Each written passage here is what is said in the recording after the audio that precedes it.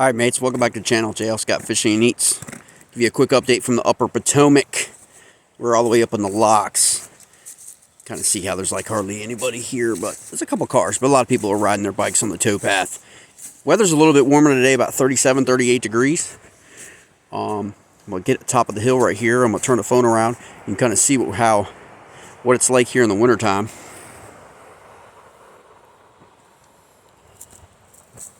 It's a lot easier to follow these trails in the wintertime than it is during the spring and summer when this is all grown out.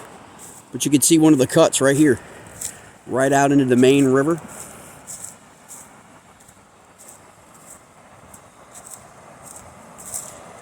It's a pretty awesome deal. Still going with high water mark. No, it was crested here up here about 4.5 feet. So it's come down a little bit. You can kind of see here on the water line of these rocks right here how high the water had gotten.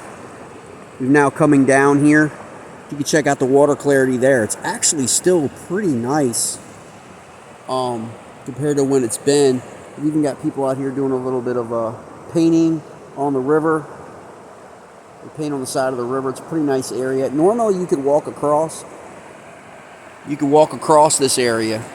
Some nice bank fishing, rock fishing sites right behind me, but the water levels got the rock trail obviously covered here. But we're going to go downriver a little bit. We'll be able to cross over to the islands. We'll be able to take a look here in this sequence of videos today about what's happening. It's a beautiful day out here on the river. The smallies have been biting. The water's starting to clear up a little bit, which is kind of crazy compared to where it was, say, 3 days ago. But you can kind of just get an idea here.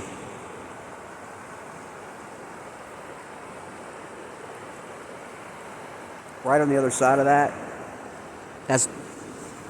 that's Virginia over there, boys.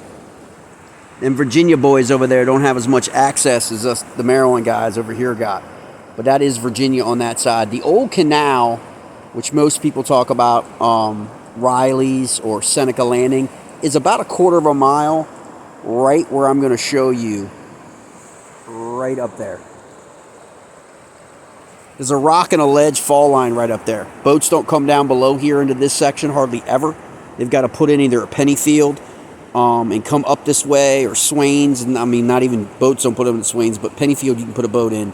And you can come up here in a John or anything like that, but you're not bringing, the big boy boats. They all go out and go upriver, even the jet boats. I hardly ever see a jet boat in this section of the river, mates. If I do, it's a John with a mud rucker, something like that on it, because he's in shallow water, 2.5 feet of water.